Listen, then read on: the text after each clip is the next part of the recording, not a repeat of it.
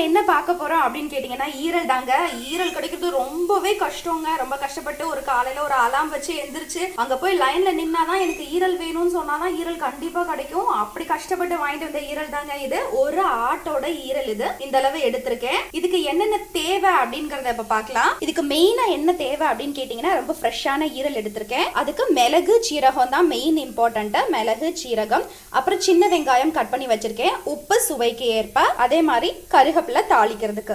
இப்போ இதை ஸ்டார்ட் பண்ணலாம் எப்படி பண்றதுன்னு. ஃபர்ஸ்ட் ஸ்டவ்ல பேன் வச்சுக்கோங்க. அந்த பேன் கொஞ்சம் ஹீட் ஆனதும் ஒரு ஸ்பூன் அளவுக்கு நல்லெண்ணெய் சேர்த்துக்கலாம். ஆயில் ஹீட் ஆயிடுச்சு. நம்ம நறுக்கி வச்சிருக்க சின்ன வெங்காயத்தை சேர்த்துக்கலாம். நல்லா கோல்டன் ப்ரௌன் வந்துடட்டும். அதுக்கடுத்து கருவேப்பிலை சேர்த்துக்கலாம். இது ரெண்டையும் நல்லா ஃப்ரை பண்ணிக்கலாம். சூப்பரா நல்லா ஃப்ரை பண்ணிக்கோங்க. எப்படி ஃப்ரை பண்ணணும் கேட்டீங்கன்னு வச்சுக்கோங்களேன், யாராவது ஒருத்தவங்க பேசுறாங்க அப்படின்னா ஐயோ என்னை போட்டு வறுத்து எடுக்கிறான்ப்பா அப்படின்னு சொல்லுவாங்க. அந்த அளவுக்கு நல்லா வறுத்து எடுத்துருங்க வெங்காயத்தை. இப்போ சீக்கிரம் வந்து அந்த கோல்டன் ப்ரௌன் வரணும் அப்படின்னு கேட்டிங்கன்னா இப்போவே சால்ட் சேர்த்துக்கலாம். நான் கல்லுப்பு தான் யூஸ் பண்ணுவேன். நம்ம டவட்ரி கிச்சனில் எப்போதுமே கல்லுப்பு தான் ரொம்ப உடம்புக்கு நல்லது. போட்டிங்க அப்படின்னா டக்குன்னு செவந்துரும். இதை நல்லா ஃப்ரை பண்ணிக்கலாம். நான் சொன்ன மாதிரி இது ஒரு பக்கம் ஃப்ரை ஆகிட்டு இருக்கட்டும். நம்ம வந்து மிக்சியில் போட்டு ட்ரையாக அரைக்க வேண்டியதை முதல்ல அரைச்சிட்டு வந்துடுவோம். இப்போ நல்லா மிக்சியை ட்ரை பண்ணியிருக்கேன். 1.5 ஸ்பூன் அளவுக்கு சீரகம் சேர்த்துக்கோங்க. அதுக்கப்புறம் மிளகு ஒரு ஸ்பூன் அளவுக்கு சேர்த்துக்கோங்க. ஒரு ஸ்பூன் இல்லை அப்படின்னா ஒரு 1.5 ஸ்பூன் அளவுக்கு சேர்த்துக்கலாம். காரம் தூக்கலாக இருந்தால் தான் அந்த ஸ்மெல் வராது, டேஸ்ட் கிடைக்கும். இதை நல்லா சாஃப்டாக அரைச்சிக்கலாம். ஆனியன் நல்லா கோல்டன் ஃப்ரை வந்தாச்சு. நம்ம இப்போ ஈரலை சேர்த்துடலாம். ஈரலை போட்டு நல்லா அந்த ஆனியனோட வதக்கி விட்டுக்கோங்க. இந்த அளவுக்கு வதக்கிடலாம். அது நல்லா மிக்ஸ் ஆகிக்கிறட்டும். இதில் இப்போ நம்ம ட்ரையாக அரைச்சி வச்ச மல்லி சீரக பொடி அதில் சேர்த்து வேணுன்ற அளவு கொஞ்சம் தண்ணி சேர்த்து நல்லா கொதிக்க விட்டுறணும். அவ்வளோதான், முடிஞ்சே போச்சுங்க. இவ்வளோதான். இவ்வளோ சிம்பிளாக நம்ம 2 மினிட்ஸ் சமையலில் வந்து எவ்வளோ ஃபாஸ்ட்டாகவும் டேஸ்ட்டாகவும் சமைக்கலாம் அப்படின்ற விஷயத்தை தான் பார்த்துட்டு இருக்கோம்.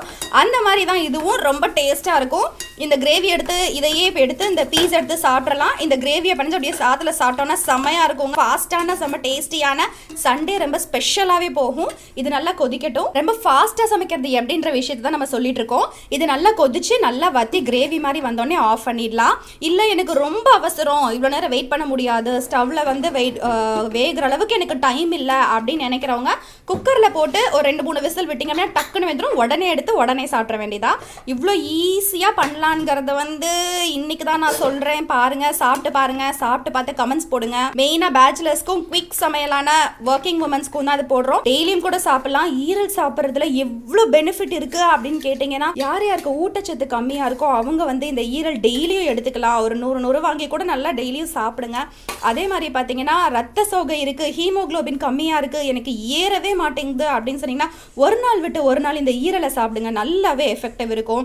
அதே மாதிரி இரும்பு சத்து நல்லா வரும். இதை சாப்பிட்டு வாங்க. நல்லா உங்களுக்கு வந்து ஹீமோக்ளோபின் ஏறுறது வந்து இந்த மாதம் ஒரு நாள் விட்டு ஒரு நாள் சாப்பிட்டு நெக்ஸ்ட் மந்த் வந்து செக் பண்ணி பாருங்கள். ஹீமோக்ளோபின் கன்ஃபார்மாக உங்களுக்கு ஏறி இருக்கும். இப்போ நம்ம ஈரல் கரெக்டான கன்சிஸ்டன்சிக்கு வந்துருச்சுங்க. சூப்பராக இருக்குது. இதை அப்படியே இந்த கிரேவியை போட்டு ஃபுல் மீல் சாப்பிட்லாங்க. அப்படியே இந்த ஈரலை தொட்டுட்டே வந்து சாப்பிட்டீங்க அப்படின்னா செம்ம டேஸ்டாக இருக்கும். இந்த கிரேவி கவான கன்சிஸ்டன்சிக்கு வந்துருச்சு. மதுரை ஈரல் கிரேவி சாப்பிட்டு பார்த்து எனக்கு கமெண்ட் பண்ணுங்க. நம்மளோட கமெண்ட் பாக்ஸ்ல போடுங்க. எப்படி டேஸ்ட் இருக்குங்கிறத கண்டிப்பா நான் உங்ககிட்ட இருந்து எதிர்பார்க்கிறேன். நம்ம ஈரல் ஃப்ரை நல்லா ரெடி ஆயிடுச்சு. சூப்பரா சாப்பிடலாம். டேஸ்ட் எப்படி இருக்குன்னு பார்த்து கமெண்ட் பண்ணுங்க.